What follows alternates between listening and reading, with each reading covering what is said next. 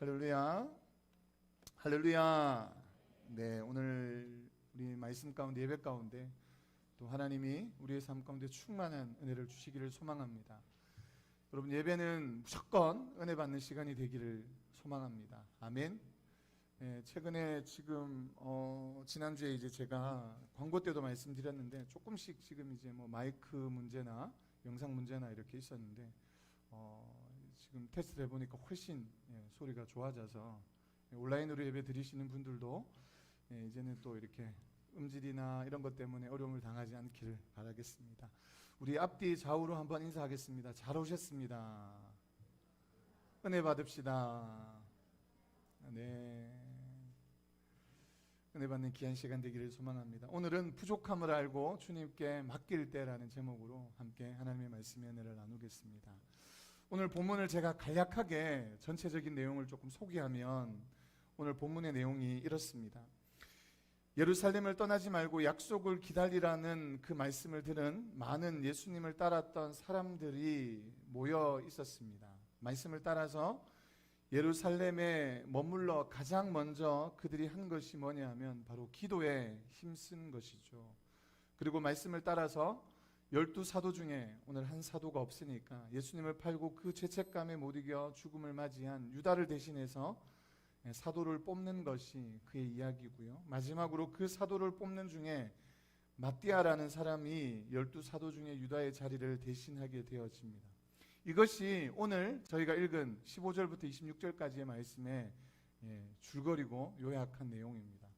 그렇다면 오늘 저는 이 말씀을 통해서 세 가지 측면에서 조금 살펴볼 건데요. 그 첫 번째가 뭐냐면 바로 그들이 모여서 했던 것이 무엇이냐면 기도하였더라 하는 것이고요. 두 번째는 부족한 사도를 채웠다는 것이고, 세 번째는 그 부족한 사도의 자리에 누가 들어갔냐 하면 마띠아라는 사람이 들어갔다는 이 세 가지 이야기를, 이 스토리를 함께 말씀을 통해서 나누기를 원합니다. 첫 번째는 그들이 모여서 함께 기도했다는 이야기가 나오는데요. 저희가 사실 기도했다, 기도해야 된다, 이 이야기는 목사뿐만 아니라 모든 성도들도 마찬가지겠죠. 입에 침이 마르도록 우리가 많이 이야기하고 들었고 귀에 따까리가 않도록 들었던 것이 바로 기도해야 된다라는 이야기 아니겠습니까? 더 말할 필요가 없겠죠. 우리의 삶 가운데 기도가 얼마나 중요하고, 이 사도들이 모여서 함께 그 성령의 은혜를 기대하며 모였던 이 사람들에게 가장 먼저 그들에게 했던 것이 말씀을 기다리면서 기도하였더라. 모여서 함께 했던 것이 기도하였더라. 기도했다고 이야기합니다. 우리가 어떤 일들을 결정하고 어떤 하나님의 역사가 나타나기 전에는 반드시 그 안에 기도의 은혜가 나타나게 되는 줄로 믿습니다. 그래서 저도 사실 최근에 생각하면서 기도의 시간을 조금 더 가져야 되겠다 이런 생각을 들면서 다음 주는 한 주에 제가 혼자서 그냥 생각했습니다. 여기서 기도하다가 그냥 좀 자야 되겠다, 그런 마음이 들어서 한 주는 철야를 해야 되겠다. 그래서 성도들의 혹은 기도 제목을 평상시에 충분하게 하지 못했던 부분들을 또 더 기도에 힘쓰고 교회가 든든히 세워지기를 그렇게 기도해야 되겠다, 이런 마음이 드는데요. 이것이 단연 목사의 마음뿐만 아니라 여러분들 보고 철야를 하라는 이야기가 아니고, 여러분들이 각자의 자리에서 각자의 삶 속에서 부족한 기도의 분량을 채우시기를 소망합니다. 그러할 때에 오늘 사도들이 경험한 것처럼 하나님의 충만한 역사가, 은혜의 역사가 그의 가정에서, 삶에서, 직장에서, 교회에서 나타나게 될 줄로 믿습니다. 우리가 기도의 어떤 충분한 기도의 자리를 채우지 못하는데도 불구하고 막 축복 속에 살아가는 사람들이 있을 수 있습니다. 그러면서 우리는 생각하죠. 아니, 내가 이렇게 기도하지 않는데 어떻게 우리 가정에 이렇게 좋은 일들이 막 생기지? 그러면 내가 기도하지 않지만 기도의 동력자들이 옆에서 함께 도구하는 분들이 기도하기 때문에 그런 역사가 나타나는 줄로 믿으시기 바랍니다. 뿐만 아니라 거기서 멈추지 말고, 거기서 나의 주변에서 시어머니가 기도하고 누가 기도하고, 어머니가 기도하고, 아버지가 기도하고, 목사님이 기도하고, 아니 거기서 머무르지 말고 하나님, 이 축복은 바로 주인공이 접니다 하면서 그 자리를 더 기도로 사모하면서 하나님의 역사를 경험하기를 소망합니다. 여러분, 우리가 기도하지 않는데도 불구하고 좋은 일이 생기는 것이 꼭 축복으로 볼 수 없는 겁니다. 왜 그러냐 하면 기도하지 않아도 우리가 사는데 아무런 문제가 없구나, 기도하지 않는데도 우리 가운데 늘 이런 일들이 생길 수 있구나. 그러면 어떻게 앞으로 기도할 수 있겠습니까? 어떻게 하나님 앞에 엎드릴 수 있겠습니까? 물론 하나님은 우리가 기도하지 않아도 하나님은 우리의 형편과 상황을 다 알고 계십니다. 그런데 하나님이 원하시는 것은 우리의 형편과 상황을 다 알고 계시지만 우리의 입술을 통해서 고백하기를 원하고 계시는 거예요. 무엇을 고백하냐면 우리가 기도하였기 때문에 그 기도의 응답이 누구로부터 왔다고요? 하나님으로부터 왔다는 사실을, 우리가 기도하였기에, 우리가 기도했기 때문에 그 기도의 응답이 하나님으로부터 온다는 사실을 알 수 있는 것입니다. 그래서 여러분들의 삶을 통해서 부족한 기도의 분량을 채우십시오. 그렇게 채우실 때 더 하나님의 역사를, 은혜의 역사를 뚜렷하게 분명하게 경험할 수 있을 줄로 믿습니다. 할렐루야. 특별히 어려울 때만 말고요, 늘 기도의 자리에, 기도의 시간을 채우면서 나아갈 때 하나님의 베푸시는 은혜를 경험하게 될 줄로 믿습니다. 가정이 온전해지기 위해서 여러분 기도해야 합니다. 교회가 온전해지기 위해서도 기도해야 하고요.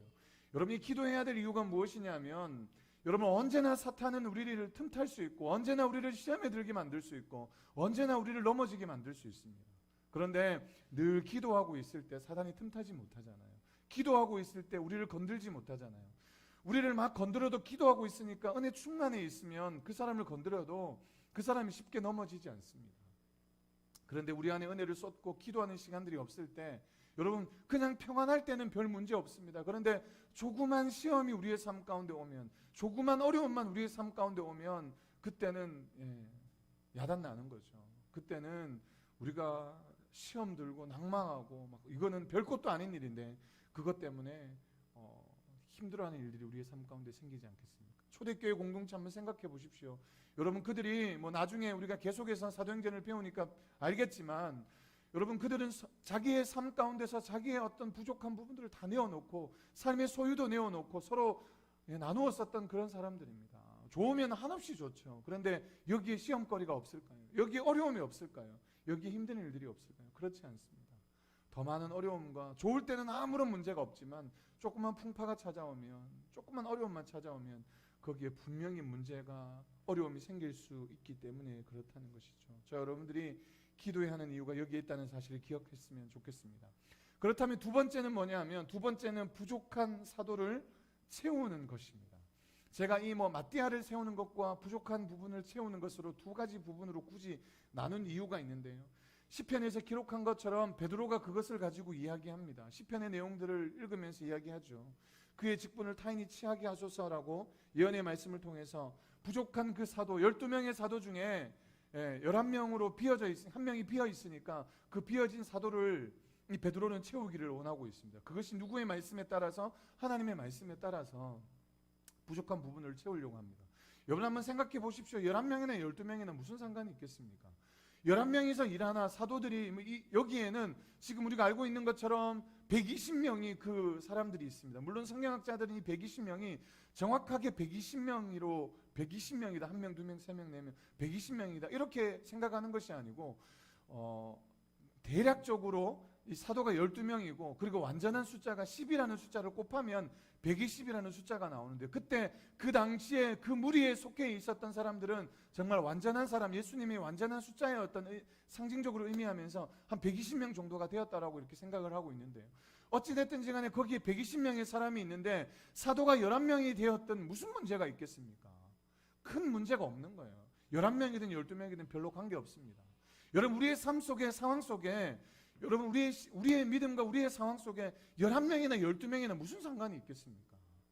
어떻게 보면 굳이 그 12명의 사도를 채우기 위해서 안 채워도 괜찮습니다. 그런데 베드로는 알고 있는 것이죠. 자기의 연약함을, 자신의 부족함을 알고 있었습니다.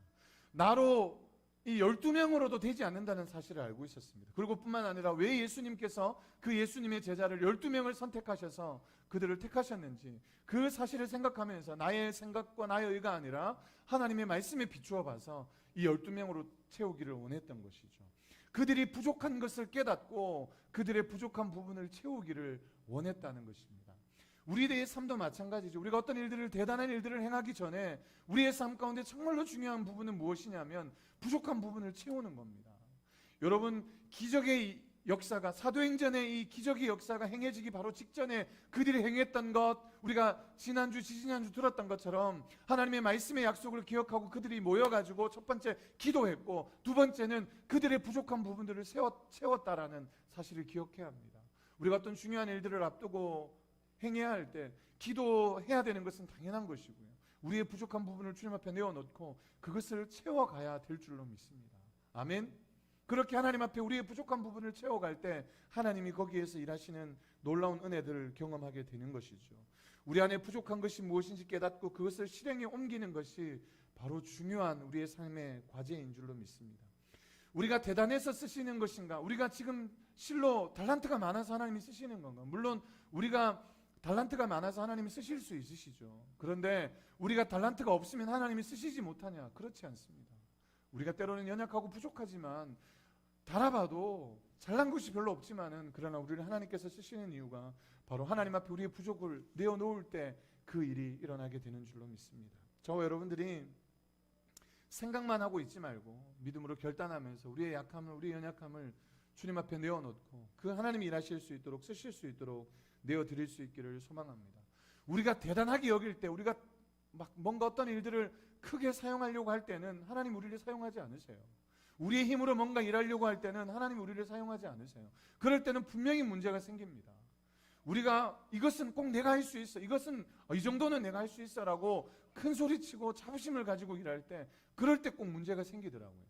난 좀 부족해, 우리는 좀 연약한데 우리 같이 힘을 모아야 돼, 나 혼자는 못하니까 함께 해야 돼. 이럴 때는 그 가운데서 막 역사가 나타나는데 이거는 괜찮아, 나 혼자 할 수 있어. 그러다가 하다가 사고가 나고 그러다가 문제가 생기는 것 아니겠습니까? 우리 가운데 겸손하게 내려놓고 우리의 부족함을 깨닫고 주님 앞에 내려놓을 때 그 안에 역사가 일어나게 될 줄로 믿습니다. 모세도 하나님께서 어떻게 사용하셨습니까?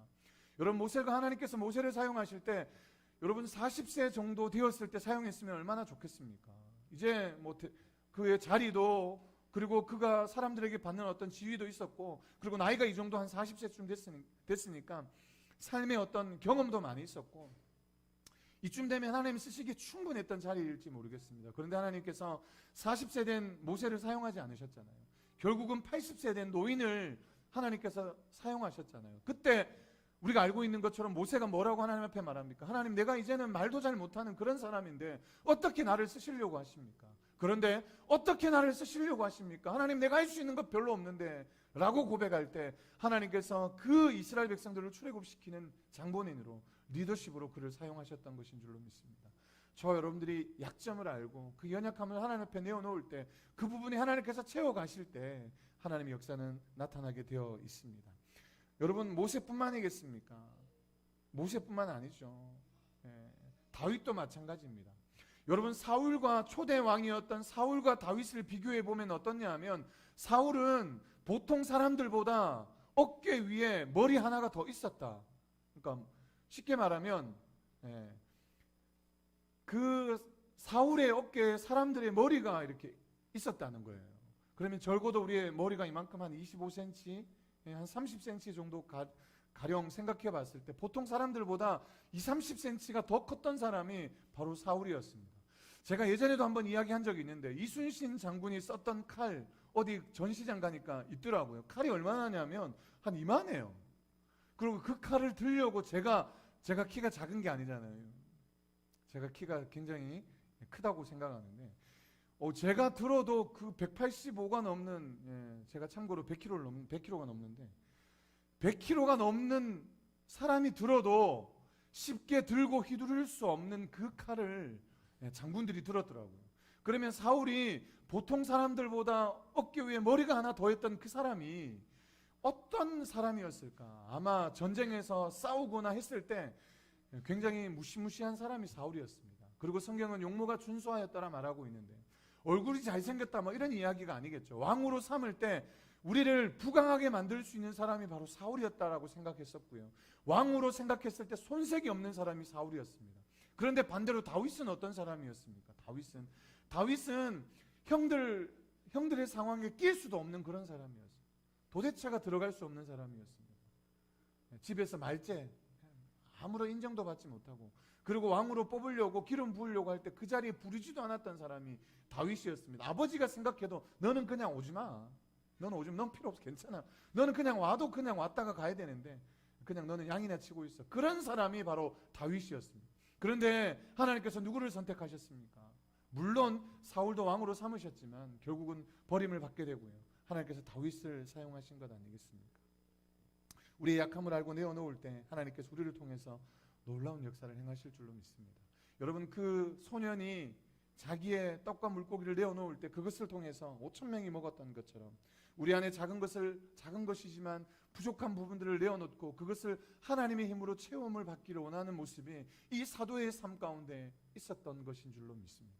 우리가 본받아야 될 이 삶이 무엇이냐면 우리의 약함을 알고, 우리의 약점을 알아야 되겠죠. 우리의 약함을 알고 그것을 누구로부터? 하나님으로부터 체험을 받을 때 우리의 약함이 강함되는 놀라운 역사가, 능력이 일어나게 되어질 줄로 믿습니다.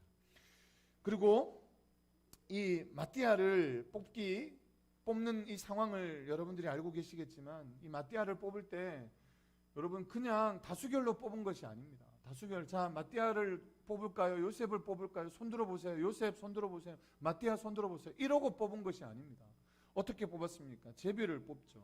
그러니까 그 당시에 그 시대적 배경을 보면 그 상황에서 어떤 난감한 일들을 결정하거나 어떤 쉽게 결정하지 못하는 일들이 있을 때마다 이렇게 제비 뽑기 형식으로 많이 뽑았습니다. 그런데 우리가 이것을 제가 제비 뽑았다 해서 혹여나 여러분들의 인생 가운데, 삶 가운데 모든 것이 제비를 뽑아야 된다, 이렇게 생각하면 오산입니다. 그러니까 성경적인 사람을 세울 때 성경적인 방법은 제비를 뽑는 것이다. 그래서 사실 저희 교단에서 몇 년 전에 총회장을 세울 때 제비를 뽑았던 적이 있습니다. 그래서 파란 구슬, 빨간 구슬 이렇게 두 개를 넣어놓고 안 보이게 해놓고 하나를 탁 뽑아서 빨간 구슬이면 안 되고 파란 구슬을 뽑아야 되고 뭐 그런 게 있었어요. 제비를 뽑았던 적이 있습니다. 누구를 선택하는 것이 아니고 제비를 뽑는다는 것은 우리의 어떤 의지가 있는 것이 아니라 하나님이 뽑으신다, 뭐 이렇게 생각하면 제비를 뽑았는데, 여러분 성경에 제비만 뽑은 것이 아닙니다. 하나님이 사도들이 집사를 뽑거나 사람들을 세울 때, 장로를 세울 때 여러분 다수결의 방법으로, 그 원어의 의미는 다수결의 방법인데요, 사람들이 다수결의 방법으로 뽑았던 것들이 있습니다. 사람을 세울 때 꼭 제비 뽑는 방법이 하나님의 방법이다라고 말할 수 없는데요, 어쨌든 중요한 것은 무엇이냐면 이 사람들이, 이 사도들이, 제자들이 이 사람들의 어떤 생각들이 아니고 하나님 손에 맡겨드렸던 것이죠. 제비 뽑기를 통해서 그 하나님의 사람을 세워가는 것인데요, 이것이 무엇이냐면 스스로의 생각과 나의 주장이 그 속에 들어가는 것을 원하지 않는 거예요. 우리의 생각이, 우리의 주장이 들어가는 것이 아니고 하나님의 역사가, 하나님의 은혜가 그 삶 속에서 나타나기를 원했던 것이 그 사도들의 생각이었고 그들의 모습이었습니다.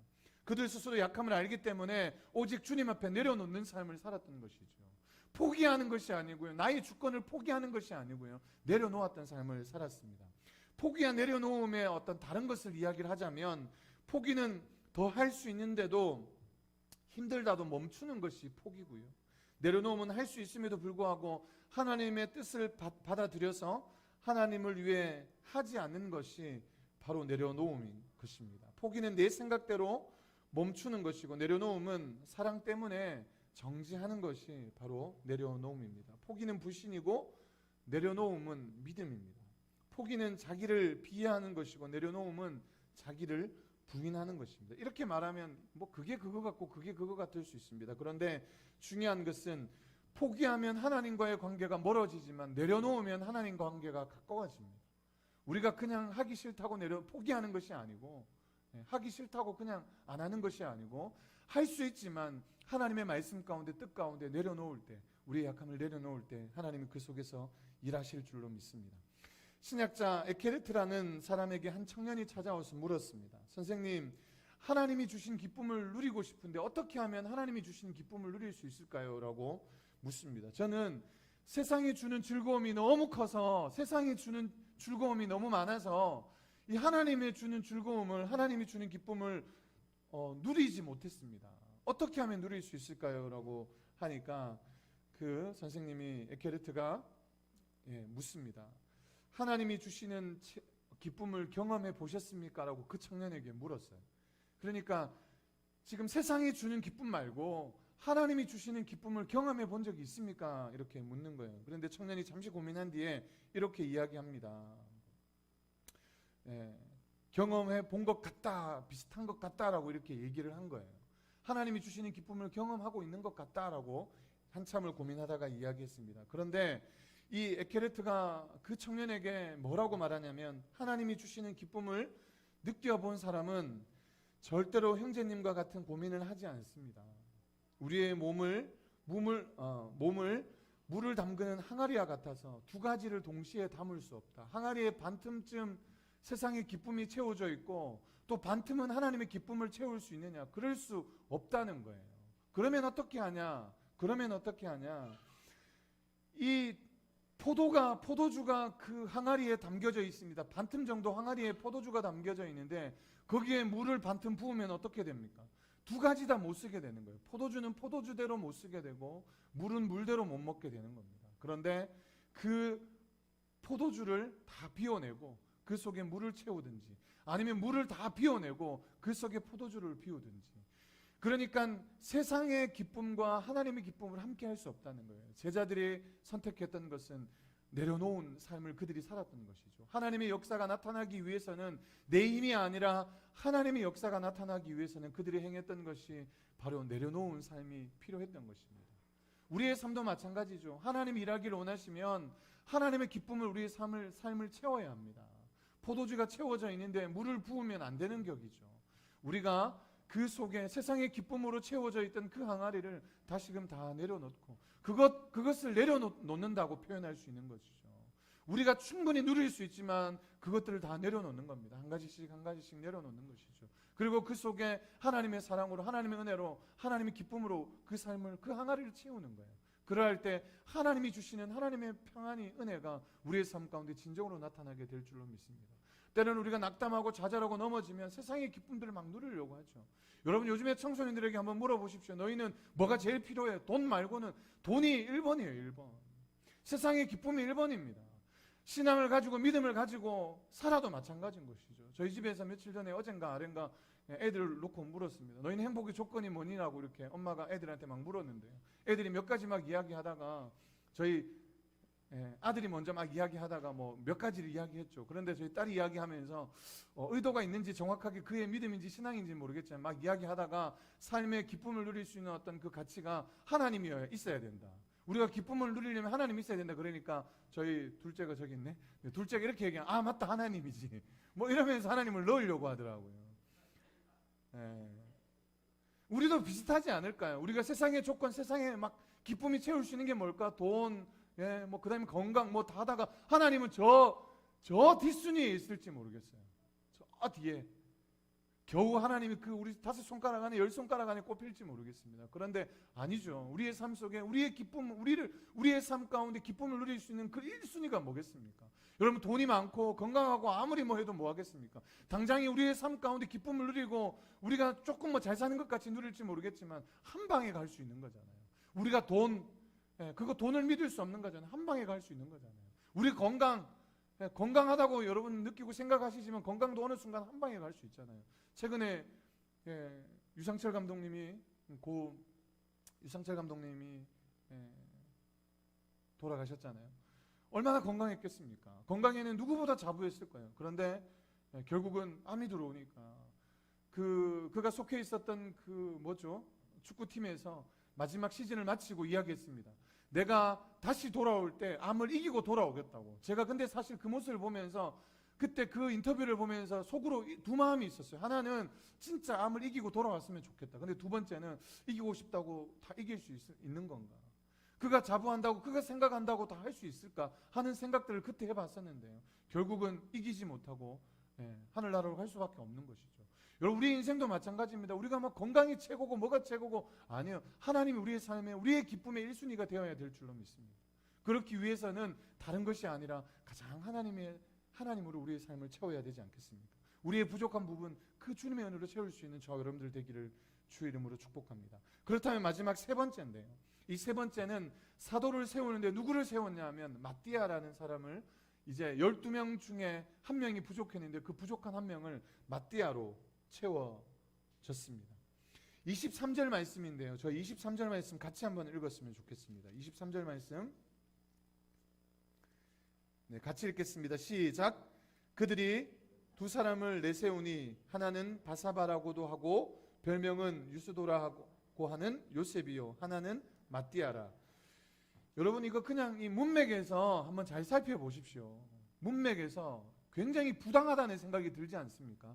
여러분, 이 요셉이라는 사람은 이상준이고요, 마띠아라는 사람은 여러분 성도님의 이름을 한번 집어넣어서 한번 이 문맥을 읽어보십시오. 그들이 두 사람을 세우려고 하니 하나는 바사바라고 하고 하나는 이상준이라고 하고 별명은 유스도라고 하고 뭐 요셉이고 하나는 누구다라고 생각해 보십시오. 사람을 두 사람을 소개하는데 한 사람은 그 사람의 다른 이름을 그리고 그 사람의 별명을 뭐 이렇게 소개하고 그 사람의 이름을 소개하면서 소개하고 한 사람은 그냥 이 사람은 그냥 마띠아야 이렇게 소개하고 있는 굉장히 부당한 모습을 보게 되어지죠. 성경에 사람을 소개하거나 누구를 이야기할 때 누구의 아들, 누구의 손자 이렇게 설명하잖아요. 그러면 어느 정도의 비중이 있고 어느 정도 어떤 가문에서 자라고 어떤 사람인지 성경에서 소개할 때 비중이 있는 사람들을 이야기합니다. 대충 그냥 그런 사람이 아니고 어느 정도 인지도 있고 정말 중요한 사람이기 때문에 그렇게 이야기하는 것이죠. 그냥 생각만 해도 이건 좀 부당한 거예요. 두 사람 중에 이 대단한 사람이 요셉이 있고 그리고 뭐 그냥 그저 그런 마띠아라는 사람이 있는데 이 두 사람 중에 우리가 사람을 세우자 뭐 이렇게 말하는 것과 똑같습니다. 여러분 회장을 뽑기 위해서 사회자 한 사람이 나와서 이 회장 후보를 두 사람을 놓고 얘기하는 거예요. 한쪽은 이 지역의 유지고 누구의 자제고 평소에 얼마나 성실하게 일했는지 막 구구절절 설명하고 그리고 이 사람이 되어야 될 이유들을 막 설명합니다. 그리고 다음 후보자를 설명하는데 이 사람은 그냥 이름만 소개하고 끝나는 것과 똑같은 것이죠. 이 바사바라는 이름의 뜻은 이 안식일의 아들, 뭐 이런 뜻입니다. 그러니까 뭐 이름의 뜻을 가지고 유추해 보기는 조금 어렵습니다. 이 바사바라는 이름, 안식일의 아들. 그러니까 뭐 안식일의 아들 그러면 우리가 생각에 따라서 다를 수 있는데, 근데 성경학자들이 이 아들의 이름을 이 사람의 이름을 생각했을 때 이 뜻이 뭐냐면 그냥 안식일에 나왔다 해서 그냥 안식일의 아들 뭐 이런 이름의 뜻을 가지고 있습니다. 여기에는 큰 의미를 둘 수 없는데 두 번째는 유스도라는 그의 별명인데 이 유스도라는 말은 어떤 말이냐면 의로운 자라는 의미를 가지고 있습니다. 정말 의롭다라는 뜻을 가지고 있어요. 그러니까 이 사람은 안식일에 태어난 사람이고 이 사람은 정말 의로운 사람이고 이렇게 설명하고 있는 거예요. 그리고 요셉, 우리가 요셉 잘 알잖아요. 요셉, 그 이름을 이야기합니다. 그런데 이 유명한 저서가인 유세비우스가 그의 책에 이렇게 기록합니다. 불신자의 도전을 받았을 때 예수의 이름으로 뱀의 독을 마셨는데도 죽지 않았다고 기록합니다. 누가요? 이 요셉이라는 사람이, 유스도라는 사람이 이 유세비우스가 기록할 때 자기가 아는 그 부분을 가지고 기록할 때 이 사람이 뱀의 독을 먹고도 예수의 이름으로 뱀의 독을 먹고도 어려움을 당하지 않고 죽지 않았던 사람. 그러니까 얼마나 신실하고 말씀 가운데 온전히 선 사람이겠냐 뭐 그렇게 묻고 있고 이야기해 주는 것이죠. 그런데 이 사람은 적어도 유세비우스의 어떤 그런 저서뿐만 아니라 우리가 미루어 봤을 때 예수님의 12사도에 들어가기에 손색이 없고 부족한 사람이 바로 요셉이었던 것입니다. 그런데 마띠아라는 사람에 대해서는 성경이 별로 알려져 있지 않습니다. 마띠아라는 사람은 별로 알려져 있지 않는, 어떻게 보면 굉장히 뭐 가수로 따지면 무명 가수 이런 사람이죠. 알려지지도 않았던, 뭐 그가 어떤 남긴 것들도 별로 없는 그런 사람이 바로 마띠아였습니다. 그런데 이 두 사람 중에 과연 여러분들이 만약에 뽑으신다면 누구를 뽑으시겠어요? 한 사람은 유력한 집안의 자제이고 그리고 그의 별명이 뭐냐면 뭐죠? 그의 별명은 의로운 사람. 정말 불의를 보면 참지 못하고 그리고 어려운 사람들을 보면 늘 도왔던 의로운 사람, 그리고 말씀 가운데 충만한 사람, 그리고 예수님 때문에 뱀의 독까지 마실 수 있는 그런 사람이 한쪽에 있고요. 반대의 한쪽에는 그냥 그저 이름 없는 평범한 사람. 물론 이 두 사람 다 예수님의 70인, 그러니까 예수님이 전도하기 전에 예수님의 70명의 제자들을 삼으셨잖아요. 그 70명의 제자들이 둘 다 들어가긴 하지만 어쨌든 이 두 사람이 있다고 생각해 보십시오. 여러분 투표하겠습니다. 자, 눈을 감으시고 손을 드십시오. 요셉. 그러면 아마 제 생각에 여러분들은 대부분 요셉에게 손을 들지 않겠습니까? 뽑아야 될 사람이 요셉이라고 생각하지 않았을까요? 그런데 하나님께서는 그런 조건과 상황을 바라보시면서 요셉을 뽑으신 것이 아니고 제자들에게 맡긴 것이죠. 그냥 액면으로 봤을 때, 학력으로나 뭐 여러 가지 조건으로 봤을 때는 요셉이 뽑힐 수밖에 없었지만 하나님 그렇게 뽑지 않으셨습니다. 하나님은 누구를 뽑으셨냐면 바로 마띠아를 뽑았죠. 어떻게 보면 이름도 알려지지 않았고 어떤 행적이 있는지 별로 알지도 못하는 그 사람을 하나님께서 뽑으셨습니다. 물론 사실 정확하게 잘 모르겠습니다. 어떤 삶이, 어떤 모습이 그 안에 있었는지 잘 모르겠지만 그 안에 신실하게 하나님 바라보시기에 정말로 신실한 모습이 있어서 하나님 뽑으셨는지 잘 모르겠습니다. 그런데 많은 성경학자들이 이야기하기를 부족한 마띠아를 뽑은 이유가 무엇일까? 저는 여기서 이렇게 생각합니다. 그 부족한 부분을 뽑은 이유는 바로 제자들이 그것을 바라보면서 하나님을 더욱더 신뢰하고 믿고 바라보기를 원하는 것인 줄로 믿습니다. 여러분, 제자들은 그러면 과연 어떤 사람일까? 착각하며 살 수 있거든요. 아까 제가 말씀드렸지만 이 12명의 제자들, 이제 뭐 120명이 있고 더 가면 500명이 있고 수많은 사람들이 있는데 12명쯤 되니까 으쓱으쓱하면서 자기들이 굉장히 대단한 사람이기 때문에 우리는 12명의 사도로 예수님과 3년 동안 동고동락하면서 뽑힌 사람들이야, 이렇게 자부심을 가지며 살아갈 수 있지 않겠습니까? 이 앞에서 목사도 마찬가지죠. 뭐 여러분들 앉아있고 저는 서 있으니까 제가 막 대단한 사람인 것처럼 착각하며 살 때도 있지 않겠습니까? 이 12명의 제자도 마찬가지인 것이죠. 사람들이 많고 막 이렇게 있지만 120명이 수많은 사람들이 있지만 여기에서 우리는 12명의 사도, 12사도야. 우리가 예수님 앞에 직접 뽑힌 사도야. 우리는 대단한 사람들이야. 여기 있는 사람들은 정말 결의에 다져진 엄청난 사람들이 여기에 있어. 이렇게 생각할 수도 있지 않겠습니까? 그런데 모든 사람들이 봤을 때 조건으로 따지면 요셉이 뽑혀야 하지만 요셉이 뽑힌 것이 아니고 마띠아를 뽑았습니다. 이 12명의 사도를 하나님께서 선택하실 때 그 많고 많은 사람들 중에 머리 좋고 똑똑하고 돈 많고 잘난 사람들을 뽑은 것이 아니고, 때로는 부족하고 연약하고 약하고 이 사람 구실하겠나, 이런 사람을 예수님께서 한 사람 한 사람을 부르셔서 다 뽑으셨던 겁니다. 그래서 오늘 마지막 12명을 채우는 과정 가운데서도 대단해서 뽑은 것이 아니고 부족하지만 연약하지만 하나님께서 그 사람을 뽑아서 사도로 세우신 거예요.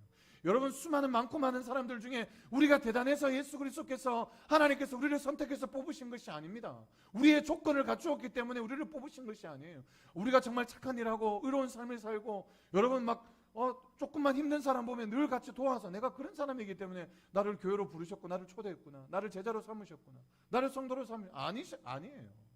여러분, 우리가 조금만 돌아보면 여러분 서로를 보면 잘 알잖아요. 우리의 삶이 얼마나 죄악 가운데 있는지, 우리가 얼마나 연약한 삶을 살아가고 있는지, 우리가 얼마나 우리 안에 화가 많은지, 때로는 조금만 밟으면 불끈불끈 우리의 그 예습관이 언제든 튀어나올 것 같은 그런 삶을 살고 있지 않습니까? 저만 그런가요? 여러분들은 정말 역시 거룩하시고 아무리 누르고 눌러도 나는 성자니까, 나는 하나님의 자녀니까 이렇게 살고 계신가요? 오늘 제자를 부르실 때 하나님께서 이 마띠아를 뽑을 때 바로 하나님 조건적으로는 그렇게 좋지 않지만 오늘 그 사람을 하나님이 뽑으셨습니다. 부족하지만 연약하지만 뽑으신 거죠. 우리가 재능이 많기 때문에, 우리가 탁월하기 때문에 하나님이 쓰시는 것이 아니고, 우리의 약함을 주님 앞에 내려놓을 때, 우리가 우리의 약함을 주님 앞에 고백할 때 우리를 하나님께서 약할 때 강함되게 하시는 그 은혜가 임할 줄로 믿습니다. 여러분, 제자들이 위대한 일들을 할 때 우리는 그렇게 생각하죠. 그 사람들은 사실은 진짜 위대하니까 위대한 일을 행한 것 아니냐라고 말할 수 있습니다. 그런데 오늘 성경이 우리에게 말해주고 있는 것이 나는 절대 그 사도들을 어떻게 따라가, 저분 어떻게 따라가, 이게 아니고, 여러분, 겸손하게 주님 앞에 그들의 말씀에 따라서 모였던 사람들, 그리고 그 모여서 그들이 기도하고 그리고 부족한 부분들을 세우기를 원했고, 그 세워가는 과정 가운데 하나님이 일하심을 눈으로 목도한 그 사람들이 결국에는 나가서 여기서 저기서 순교하고 정말로 말씀을 전하면서 부족함이 없게 살았던 것이 사도의 삶이고 제자들의 삶이었지 않겠습니까? 이 초대교회가 세워진 이 근간은 바로 여기에 있다는 거예요. 그들이 겸손하게 주님 앞에 내려놓을 때 자기의 대단한 것이 아니고 하나님 내가 이름에도 불구하고 나를 쓰시는 분이신 줄로 믿습니다. 그렇게 고백했을 때 하나님께서 그를 위대하게 쓰신 줄로 믿습니다. 제가 한 가지만 이야기하고 시간이 많이 지났는데 마칠게요. 여러분 잘 알고 있는 바울 잘 알고 있지 않습니까? 바울이 가지고 있었던 질병이 하나가 있었습니다. 하나님 앞에 그의 가시를 치워달라고, 가시를 걷어달라고 그렇게 기도했다고 성경이 기록하는데, 우리가 이제 사도행전 말씀을 계속해서 읽으면 그 말씀을 나오면 제가 조금 더 구체적으로 설명을 드릴 건데요. 그러니까 눈에 가시 때문에 그렇게 하나님 앞에 기도했습니다. 하나님 제발 이 가시를 걷어달라고. 그런데 그 가시가 성경학자들이 이야기하기를 두 가지를 얘기합니다. 하나는 안질이었을 거다. 하나는 눈에 하나는 간질이었고 하나는 안질, 그러니까 눈에 어떤 이상이 있었을 거다라고 이야기합니다. 그런데 그것이 간질이었든 아니면 그것이 안질이었든 관계없이 어떤 것이든지 한번 생각을 해보게 되어지는데요.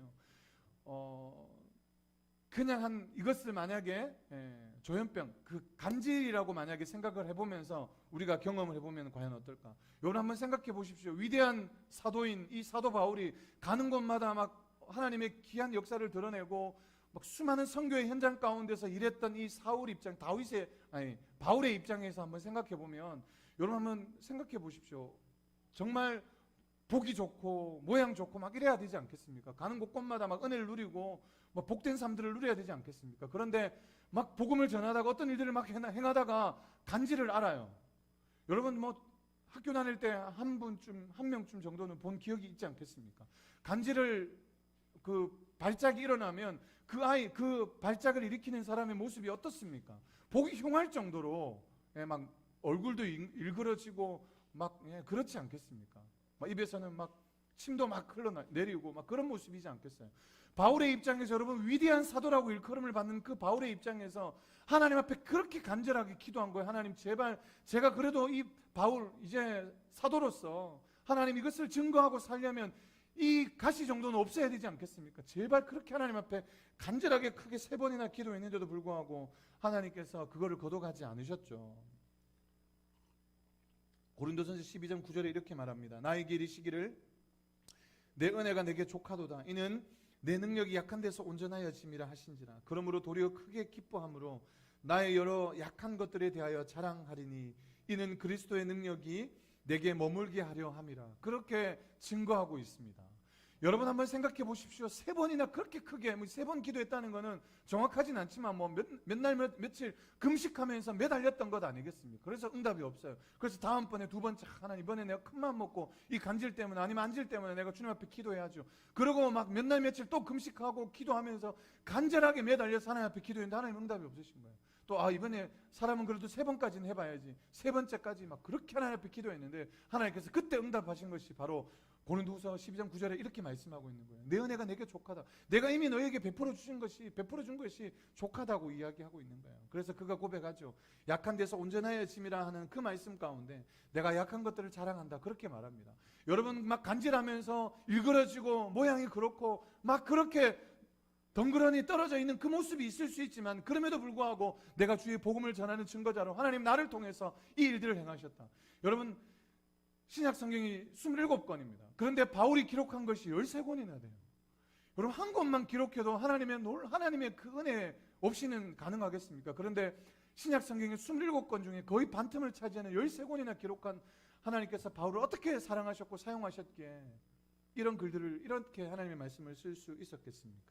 결국은 하나님 앞에 그의 약함을 인정하고 내려놓을 때 하나님께서 그를 위대하게 사용하신 것 아니겠습니까?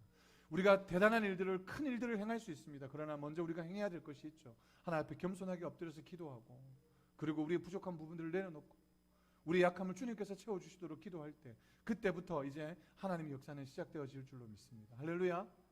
저와 여러분들이 이 말씀을 기억하시면서 정말 주님 앞에 쓰임받기를 원하시고 하나님 앞에 축복받고 은혜 받기를 원하신다면 우리가 오늘 이 사도행전 1장 15절부터 26절까지 들었던 이 말씀, 읽었던 이 말씀을 기억하시면서 내 안에 겸손하게 주님을 바라보고 의지하고 신뢰하며 나갈 때 하나님이 우리를 통해서 일하시는 그 은혜들을 경험하게 될 줄로 믿습니다.